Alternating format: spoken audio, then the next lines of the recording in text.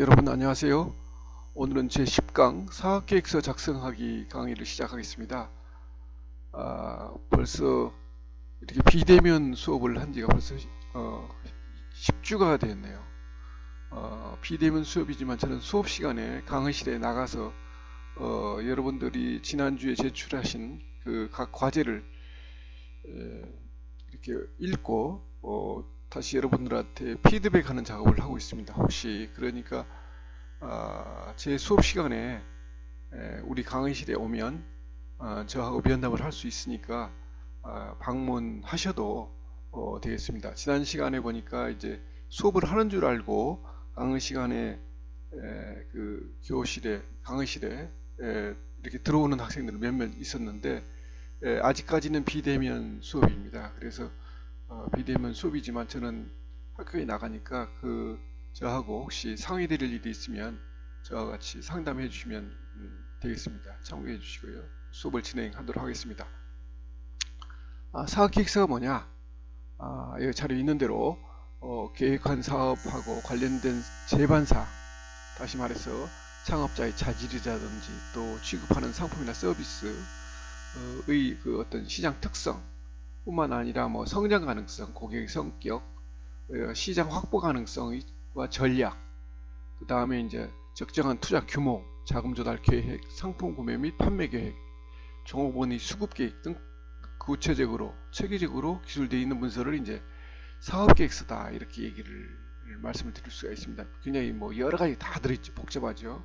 근데 그렇게 심각하게 생각할 필요는 없고요. 간단히 생각하면 누구를 위해서 어떤 목적으로 작성을 할 건지 이 사업계획서를 그걸 생각을 먼저 하셔야 됩니다. 이 사업계획서를 검토하는 사람들은 주로 이제 투자하실 분들, 대출 내줄 분들, 또 동업할 사람, 또 같이 근무할 사람들, 또 고객, 컨설턴트, 공무원들이 주로 이제 이 사업계획서를 보게 된다는 거죠. 그래서 이 사람들이 본다는 것을 염두에 두고 작성하시면 될 거라고 생각됩니다. 보통 사업계획서의 용도는 이제 투자라든지 어떤 금융에 대출받기 위해서 작성하는 경우, 또 입주 신청을 하기 위해서, 또 인허가 신청을 하기 위해서, 고객 확보를 하기 위해서, 경영진단을 받기 위해서 뿐만 아니라 이제 정부의 어떤 보조금을 받기 위해서 뭐 이런 그 사업계획서를 작성하게 됩니다. 그러니까 사업계획서라는 것은 본인이 보기 위한 것도 있지만 대부분은 다른 사람한테 보여주고 자기 사업에 대해서 논리적이고 설득력 있게 작성하는 것이 목적이다 라고 생각을 하시면 될 것 같아요. 근데 이 사업계획서는 사업 성공의 중요한 그 척도라고들 평가를 하고 있습니다. 그래서 계획한 사업과 제반 사항이 체계적으로 기술되어 있는 것이 이제 사업계획서다 라고 얘기를 할 수가 있고, 우리가 여행을 하게 된다고 생각했을 때 어떤 보통 뭐 일정표를 또는 여정표를 작성하게 되죠. 집을 질 때는 반드시 설계도가 있어야 되는 것처럼 사업을 하든 창업을 하든 이제 필요한 것이 이 사업 계획서다라고 얘기를 할 수가 있습니다. 그래서 이제 창업을 그 사업 계획을 어떻게 잘 하느냐에 따라서 성패가 달려 있다라고까지 이렇게 얘기를 할 수가 있는 거죠. 그래서 사업 계획서가 굉장히 중요한 자료다라는 측면을 말씀드리겠습니다. 대부분의 창업자들은 이 사업계획서의 중요성을 잘 인식을 못한다는 겁니다. 그렇기 때문에 이제 주먹구구식으로 그때그때 이제 창업을 시작하게 되는데, 그렇게 되면 결국 이제 매출이 떨어지고 경영이 이제 말하자면은 부진하게 돼서 결국은 이제 실패를 하는 경우가 많다라는 겁니다. 그래서 사업계획서를 철저하게 작성을 해야 된다라는 걸 말씀드리고 싶어요. 자, 나는 창업하려는 업종에 대해서 풍부한 경험이 있다. 또 나는 항상 유능하다는 얘기를 들어봤어. 이제 자신만만한 거죠. 그렇지만 창업 과정에서 또 사업을 하는 과정에서 운영 과정에서 예기치 못한 돌발 상황이 어떨 것 같습니까? 없을 것 같습니까? 천만의 말씀입니다. 예기치 못한 돌발 상황이 굉장히 많습니다. 그래서 이제 이 창업 계획서가 필요한 거고, 이 창업 계획서는 이제 나침판이고 지침서가 된다라는 거죠. 창업 계획서를 작성을 하면 불필요한 경비를 최소화시켜주는 아주 큰 장점이 있고, 실패를 줄이는 아주 큰 도구가 된다라는 측면에서 이 사업 계획서는 꼭 작성할 필요가 있다는 것을 또 강조드립니다. 따라서 사업계획서는 확고한 의지가 있어야 되고 더불어서 사업에 대한 어떤 절실함이 있어야 된다라고 말씀을 하고 있어요.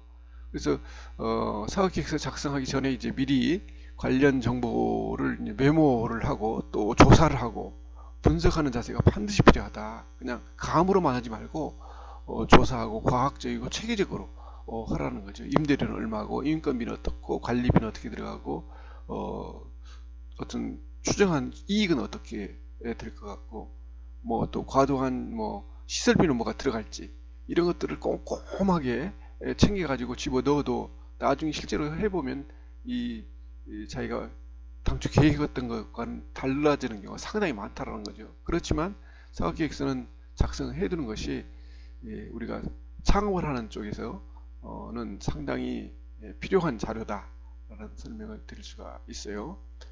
사업계획서의 작성 절차 중에 이제 하나는 작성 요령을 하나 말씀드리면 이제 설득이 용이하게 작성을 해라는 거죠. 이것이 자기가 보는 뭐 일기장이 아니고 작성을 해서 투자자라든지 뭐 대출을 해주는 사람이라든지 뭐 고객이라든지 또는 뭐 직원이 될 수도 있고 중요한 것은 이제 그 정부의 어떤 뭐 창업 뭐 오피스를 제공해 준다든지 하는 측면에 또는 어떤 정부에서 보조금을 받기 위해서 그런 상대방이 설득을 해야 된다는 거죠. 그래서 설득이 용이하게 작성을 해라.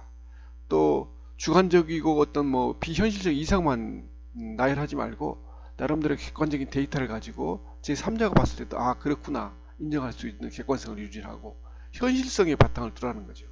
미래에 어떻다 뭐 4차 산업이 어떻고 5차 산업이 어떻고 허황된 꿈을 얘기하지 말고 현실의 바탕을 두고 작성을 해라. 그리고 사업계획서의 작성하다 보면 막 여러 가지 내용을 굉장히 복잡하게 나열하는 경우가 있는데 핵심 내용을 강조하는 것이 필요하다는 거죠. 이 사업을 왜 해야 되고 내 사업이 어떤 강점이 있고 시장에 나갔을 때는 어떤 차별점이 있고 하는 부분 또 매출이 어느 정도 오를 거라는 어떤 그런 그 핵심적인 내용 핵심적인 내용은 제가 봤을 때는 사업계획서의 핵심적인 내용은 차별화라고 생각이 듭니다. 기존의 시장에 나와 있는 제품들은과 내 상품이나 서비스가 어떤 점이 다르다. 그리고 나는 그 마케팅 전략을 어떻게 하겠다. 그 부분이 그 핵심 내용이 될 거라는 생각이 들어요. 그래서 이런 부분을 좀 강조를 할 필요가 있고 또 말을 어렵게 하지 말고 상식적인 수준에서 제3자가 봤을 때 쉽게 이해할 수 있도록 하는 것이 굉장히 중요합니다. 이 부분이 이제 특히 기술을 창업하시는 분들 자기의 그 아이디어를 가지고 어떤 제품을 개발했을 때 여기에 도취가 돼 가지고 어려운 말하고 어려운 말을 쓰고 전문 용어를 많이 나열하는 경우가 있는데 이건 상대방 설득하는데 마이너스 요인입니다. 그래서 쉽게 아주 쉽게 설명하는 것이 중요하다. 그리고 신뢰성 있는 자금 조달 그 다음에 운영 계획을 세우고 반드시 마지막에 이제 문제점이라든지 위험 요인이 발생했을 때 어떻게 대응할 건지도 분석하는 것이 필요하다라는 측면에서 잠깐 말씀드렸습니다. 다음은 이제 사업계획서의 주요 항목별 내용인데 사업 개요를 반드시 한 페이지 정도 작성하는 게 좋습니다. 사업계획서의 가장 핵심적인 부분으로 이제 한두 페이지 작성하라는 것이 제시를 했는데 여기에는 이제 어떤 사업계획의 목표, 전망, 그 다음에 사업 전략, 회사 연역, 향후 계획과 목표, 기업 비전, 뭐 경쟁사의 차별화 전략 이런 것들을 한두 페이지로 요약을 해서 넣는 것이 우리가 사업계획서를 보는 사람들은 한 사람이 한 건만 보는 것이 아니라 그 한 사람이 여러 건을 보게 됩니다. 그렇기 때문에 여러분들은 미처 경험을 해보지 못하셨겠지만 여러분들이 낸 보고서는 저는 50건, 뭐 60건을 보게 되거든요. 그렇다면 그게 그거고 그게 그거고 하는 것들이 굉장히 많이 보게 됩니다. 그것보다는 눈에 띄는 보고서를 낼 필요가 있다는 거죠. 그런 측면에서는 눈에 띄는 보고서를 내기 위해서는 이제 핵심적인 내용을 강조를 하고 특히 사업 개요를 한두 페이지로 요약을 해서 제시를 해줘야 이 사업을 빨리 이해를 한다는 거예요. 이 보시는 분이 이제 평가자가 될 수가 있고 투자자도 될 수가 있는데 이렇게 필요하다. 사업계획에서 주요 항목별 내용이 이제 사업계획 부분 작성 요령에 보면 호기심을 유발해서 나머지 부분까지 읽도록 유도를 하는 거죠. 호기심이 유발하는 것이 굉장히 중요한 겁니다. 그런데 이제 그게 그러면 한두 페이지 보다 그냥 던져버리는 경우가 많죠. 그래서 이제 호기심을 유발하는 것이 중요하다. 호기심이 이게 뭐지 좀 색다른 하면 끝까지 읽게 된다는 거예요. 그러면 이제 성공입니다. 그리고 개요 부분만으로도 사업 전반적인 사항을 파악할 수 있도록 작성을 해라. 아까 제가 말씀드린 대로 이 사업 개요의 작성인 부분이죠. 그래서 이 개요 부분을 잘 작성을 하셔야 되고 사업의 강점을 부각을 해라 라는 겁니다.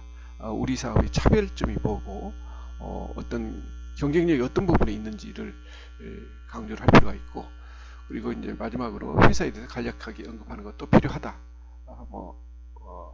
라는 걸 말씀드릴 수가 있습니다. 자, 그 다음에 이제 본격적으로 들어와서 사업계획서를 이제 여러분들이 사업계획서 작성해 보신 경험은 없을 거라고 생각이 드는데 아마 수합 분석은 제가 과제로 내드려서 해보신 경험이 있습니다. 수합 분석이라는 것은 이제 강점과 약점, 즉 나의 강점과 약점, 어떤 환경적인 변수로 이제 기회와 위협 요인을 이렇게 나눠서 분석을 하는 건데 강점은 그 이니셜은 S, 약점은 W, 기회는 O, 위협 요인은 이제 T를 따서 수합 분석이라고 이렇게 얘기를 합니다. 강점은 이제 본인의 강점과 소비자 입장에서 경쟁자 비교해서 이제 강점이 뭔지를 서너 가지, 또 약점은 이제 본인이 사업을 실시하면서 약하다고 생각하는 부분이 이제 그것도 이제 한 서너 가지 제시를 하고, 그리고 이제 기회 요인은 이제 어떤 외부 환경 측면입니다. 외부 환경이 나와 내 사업에 어떤 좋은 영향을 미치는지 기술하고, 위협 요인은 역시 반대로 나쁜 영향을 미치는지 것이 무엇인지를 이제 기술을 하는 겁니다. 그래서 전략 방안을 도출하는 거죠. 전략 방안은 강점을 살리고 약점을 극복하고, 강점을 살리고 약점을 이제 극복을 하고, 위협에 대처하고, 또 기회를 위협에 대처하고 기회를 이용하는 방안을 이제 전략 방안을 도출하는 것이다 라고 하는 겁니다. 그래서 수업 분석은 이거를 그냥 나열하는 것만이 아니고 핵심은 요거죠. 이 전략 방안을 도출하는 겁니다. 이건 뭐 나열하는 걸로 끝나는 게 아니라 이 전략 방안을 도출하는 것이 이 수학 분석의 근본 목적이 되겠습니다. 다음은 이제 사업계획서의 주요 항목별 내용으로 들어가서 먼저 산업 분석인데 이제 좀 이제 거시적으로 계획된 사업이 이제 포함된 산업 전반에 대해서 환경 분석을 할 필요가 있습니다. 전반적인 어떤 시장 상황이 어떻고 하는 내용, 이 산업이 어떻게 성장을 하고 있고 좀 거시적으로 보는 거죠. 그 다음에 이제 전체 산업의 매출 규모도 파악을 하고, 또 주 경쟁업체하고 경쟁업체의 매출 규모, 그리고 시장 점유율, 진입 장벽 등에 대한 전반적인 조사를 할 필요가 있는 거죠. 그래서 목표 시장에 대한 어떤 시장 조사, 또 시장 규모와 이 시장이 이제 증가하고 있는지 아니면 정체 상태인지 아니면 하락하고 있는지, 또 경쟁 관계에 있는 경쟁 기업에 대한 자세한 분석도 필요한 거죠.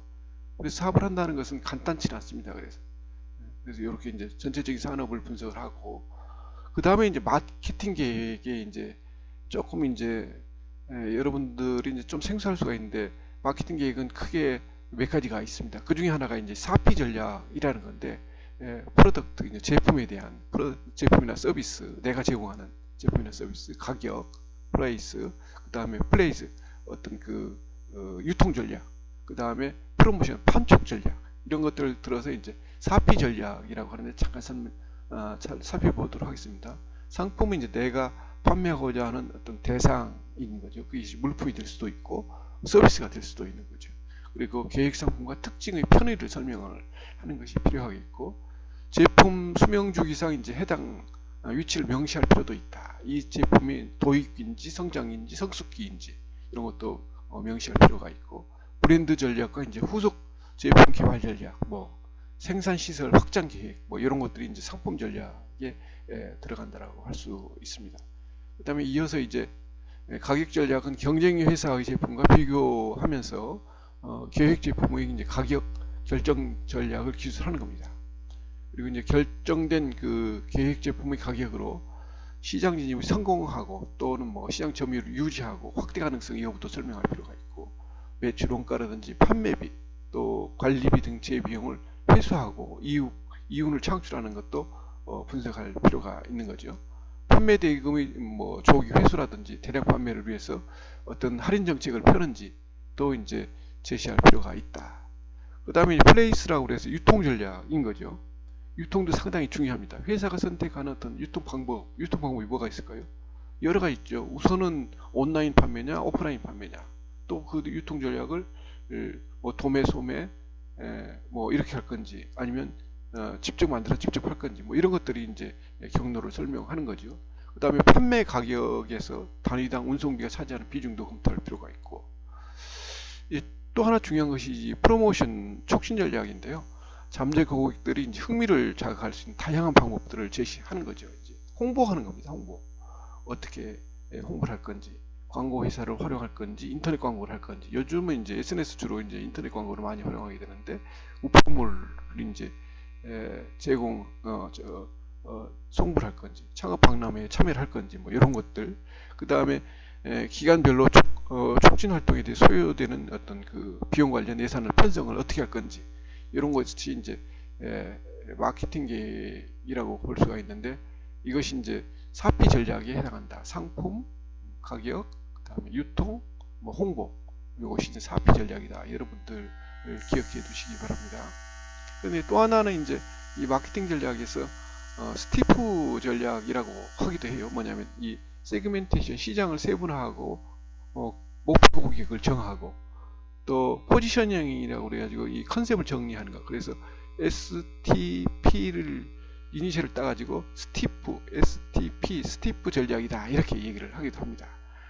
시장을 이제 큰 시장이 있는데 내 시장이 어느 건지 이제 나누는 거죠. 이렇게 쭉 나누고, 그 다음에 이 시장에서도 나의 고객이 누굴지, 뭐 중년층일지, 청년층일지, 학생일지, 여자일지, 남자일지, 뭐 이렇게 목표를 타겟팅을 딱 정하는 거죠. 그래서 이 정해진 타겟팅을 가지고 이 포지셔닝을 하는데, 이 포지셔닝에 이제 제품이라든지 말하자면 유통이라든지 가격이라든지 프로모션 전략이 이렇게 같이 뭉쳐져서 세우는 것이 이제 마케팅 전략의 또 하나의 방법입니다. 그래서 이 세그멘테이션에서는 다양한 그룹의 소비자들을 이제 정의를 하는 거죠. 정의를 해서 시장을 세분화하는 겁니다. 두 번째, 이 타겟팅에서는 이 가운데 특정 소비자 선택을 소비자 그룹을 선택한다는 거죠. 그 목표 시장을 딱 선정을 하는 거죠. 뭐 아까 말씀드린 대로 뭐 여자인지 남자인지, 노년인지 중년인지, 뭐 청년인지, 뭐 학생인지 이렇게 정하는 거고, 이제 포지셔닝에서는 이제 제품 혹은 브랜드를 어떻게 밀고 나갈 것인가를 결정하는데, 여기서 이제 제품 자체의 차별화, 가격 설정, 뭐 홍보라든지 유통 방법 등이 이제 여기에 포함된다라고 이렇게 설명을 할 수가 있습니다. 그 다음에 사업계획 주요 항목별 내용은 재무계획을 해야 되는 거죠. 재무계획, 사업계획상 전략과 계획, 추진 결과 예상되는 이제 재무 결과를 요약하는 건데, 손익계산서, 대차제표표, 뭐 현금 흐름표 등 재무제표라고 합니다. 재무제표에는 뭐 이런 것들이 있어요. 그래서 이런 것들을 이제 대상으로 하고, 재무제표는 이제 기업의 현재 경영성적과 재무상태, 향후 뭐 이익 창출 능력을 파악을 하는 거고, 재무계획 완성 시에 이를 근거로 해서 이제 수입성을 분석을 하고 투자를 유치하고 하는 등의 이제 협상 자료로 활용하는 것이 이 재무계획입니다. 투자를 하시는 분들은 이 재무계획을 굉장히 중시하고 이걸 기준으로 해서 이제 판단을 하는 겁니다. 돈을 벌지 말지를 이제 판단을 하는 거죠. 그래서 이 부분이 상당히 중요한데, 이 부분은 조금 이제 난이도가 있는 부분이기 때문에 온라인 강의를 통해서 하기보다는 이게 오프라인 강의를 대면 강의로 통해서 하고자 합니다. 그 다음에 이제 마지막으로 빠뜨리기 쉬운 부분인데, 사업 차질 시 대안이라고 그래가지고 실제 창업 시 발생하는 문제점이나 위험에 대해서 해결 방안을 기술하는 것이 굉장히 중요하다. 자금을 조달하면 어려움이 있을 때는 어떻게 할 건지, 또 사업 그 업종이 경기 불황일 때, 또 부품이나 원자재 확보가 어려울 때, 제품 개발이 차질이 생겼을 때, 경쟁 기업이 제품 가격을 인하할 때, 그럼 우리는 어떻게 할 거냐? 우리도 같이 인하할 거냐? 아니면 뭐 그 제품을 접을 거냐? 뭐 이런 것 전략이 필요하다는 생각이 들어요. 그래서 이런 부분도 고려를 해야 되고, 그 이제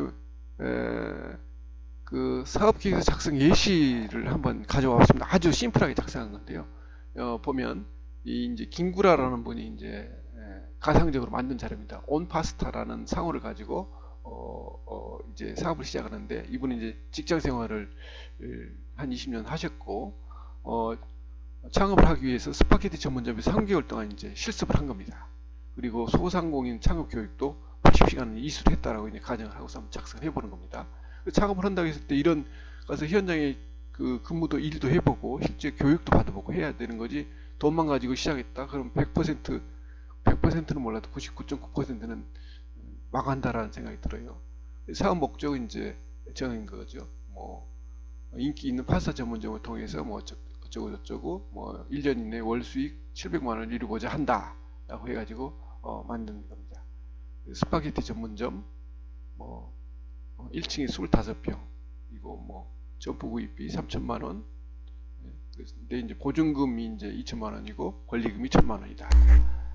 그리고 이제 월 임차료는 150만 원이고 뭐 기술 습득은 이런 그 인턴십을 했고, 목표 고객은 여기 있죠. 20, 30대 직장 여성인으로 하겠다. 그리고 매출 계획은 뭐 스파게티, 음료, 피자는 뭐 얼마씩 해서 1 방문 고객 수가 이렇게 된다. 그래서 1 매출 금액이 이렇다. 그리고 판매 홍보 계획은 뭐 이렇게 하겠다. 라고 이제 계획을 쭉 세운 겁니다.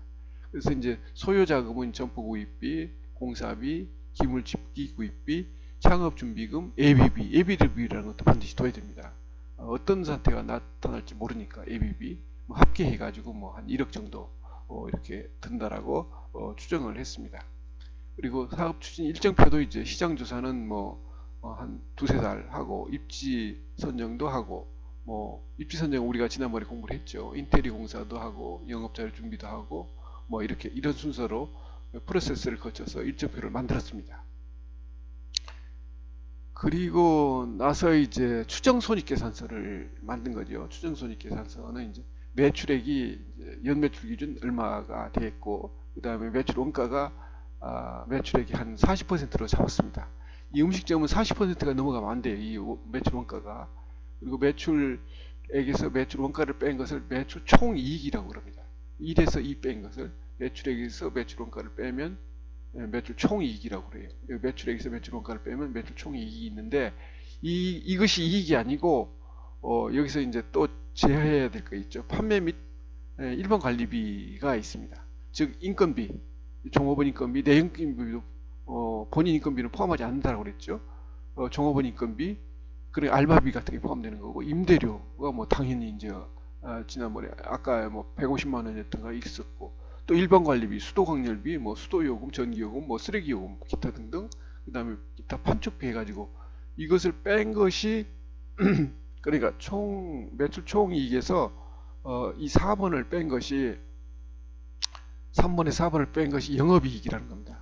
그래서 이 영업이익이 이제 내 인건비가 이 영업이익에 들어가야 된다는 거죠. 아까 여기 보면 그래서 월 뭐 한 얼마 있었죠? 700만 원 정도 이익을 내겠다라는 부분이 있었죠. 월 수익 700만 원 내겠다라는 부분이 이 부분입니다. 그래서 영업이익을 700만 원 정도 내겠다. 그런데 이 700만 원 속에는 내 인건비도 포함되어 있는 거죠. 투자비도 포함되어 있고, 그래서 이런 부분이 있다라는 걸 설명을 드리고, 일반적으로 사업계획서의 이제 구성에는 표지와 목차가 들어가 있고, 사업의 개요가 한두 페이지로 작성을 해라. 그리고 회사 개요도 간단히 넣고, 뭐 이걸 막 줄줄이 막 서너 페이지 넣는 건 아니다. 한 페이지, 반 페이지 이내로 간단히 하는 것이 답이다. 총 한 12페이지 작성한다고 했을 때 기준으로 보면 회사 개요 간단히 넣고, 시장 분석도 한 페이지 정도 넣는 것이 좋죠. 그다음에 마케팅 전략은 한 페이지 또는 한 두 페이지까지도 마케팅은 중요하다. 뭐 생산 계획이 있다면 넣고, 재무 계획도 한두 페이지는 넣는 것이 좋고, 그다음 출구 전략, 추적 관찰도 한두 페이지, 한 페이지 정도. 그다음에 부록으로는 이제 보다 상세한 뭐 자산 평가라든지 제품 정보라든지 경영자 이력이라든지 시장 조사 내용이라든지 해서 뒤로 빼서 넣는 것이 일반적인 경우가 이제 사업계획서 작성인 겁니다. 그래서 시간이 되고 하면 실제로 사업계획서를 작성을 해보고, 또 여러분들이 같이 이렇게 발표도 하고 하면 좋은데, 이 온라인 교육에서는 그런 것들이 안 돼서 조금 아쉬움이 없잖아 있습니다. 다음에 혹시 기회가 되면 이런 걸 꼭 한번 해보고 싶은 생각이 들어요. 근데 사업계획서를 이제 보고 또는 발표를 듣고 평가하시는 분들의 이제 의견입니다. 한번 보세요. 사업계획서의 30% 정도가 사업 전략에 대한 설명이 제대로 되어 있지 않다는, 사업 전략이 뭔지 이 10개를 봤는데 30%가 이게 없다는 거죠. 그리고 10개 중에 4개는 창업적인 마케팅 경험이 있어 부족하고 마케팅이 미숙하다. 경험이 부족하고 마케팅이 부족하다라는 거죠. 마케팅 측면이 부족하다. 내용이. 그리고 절반 이상이 기술 아이디어에 대한 특허 보호에 대한 언급이 없다는 거예요. 기술 창업인 경우는 특허 관계에 대해서 설명이 있어야 되는데 이 부분이 없다. 그 다음에 75% 굉장히 많죠. 4분의 3이 경쟁에 대한 그 언급이 없다라는 거죠. 경쟁에 대한 언급이 없다. 이거 굉장히 중요한 부분인데, 경쟁에 대해서 시장 경쟁자는 어떻게 하고 있는지 그런 부분에 대해서 차별화가 안 된다는 얘기가 되는 겁니다. 이 부분이. 그 다음에 10%가 이제 재무 예측이 전혀 하고 있지 않고 15%는 대차대조표가 없더라. 이런 부분을 우리가 참고를 해서 나중에 사업계획서를 작성할 때 오류를 범하지 않도록 참고가 되겠습니다. 사업계획서를 망치는 일, 뭐 최고 수준의 사본, 카피에다 넣는다는 거죠. 진지함이 없다라고 평가하는 겁니다. 과거 자료나 비현실적인 산업 비교, 옛날 거 가지고 지금 2020년인데 2015년 쳐 가지고 한다. 이거는 이제 비현실적이라는 거죠. 하루가 다르게 바뀌는 세상인데 근거가 없는 가정, 모든 오해를 설명할 수 있어야 된다. 애매하게 표현한 것들, 이럴 것이다. 어떤 근거에 의해서 이럴 것이다. 그런 것들은 안 되고, 과도한 추측도 안 되고, 구체적이고 상세한 전략이 부족한 거, 많은 부분이 이런 것들이 있습니다. 그래서 일반적인 전략의 설명은 보고서일 뿐이다. 보고서하고 사업계획서는 다르다는 거죠. 그 다음에 소유자금 부담을 기피하고 있고, 소유자의 자금 부담을 기피하는 경향이 많다. 그 다음에 소유자의 위험 회피, 소유자가 위태로운 것이 어떤 것을 갖고 있다는 표시가 없다. 제가 마지막에 설명드린 부분이죠. 그래서 요 부분요. 그 위험에 대한 설명이 필요하다. 비현실적으로 차입금을 상정을 하고 있다. 그 다음에 과도한 담보에 집중하고 있다. 이 돈 문제도 주의를 기울 필요가 있습니다. 자, 오늘 강의는 여기까지 하고 이번 주 주제 과제를 말씀드리겠습니다. 과제는 사업계획서는 왜 작성해야 하는지 요약을 한글 문서 한쪽으로 정리를 하세요. 제출 기한은 다음 주 월요일까지입니다. 즉 5월 25일까지 작성해서 제출해 주시면 제가 평가를 해서 여러분들한테 피드백을 해드리겠습니다. 수업 참석만 하고 과제를 안 내시는 분이 있는데 그런 부분은 지금이라도 과제를 소급해서 빨리 작성해서 내주실 것을 여러분들한테 권해드립니다. 자, 오늘 수업 이것으로 마치겠습니다. 다음 시간에 뵙겠습니다. 수고하셨습니다.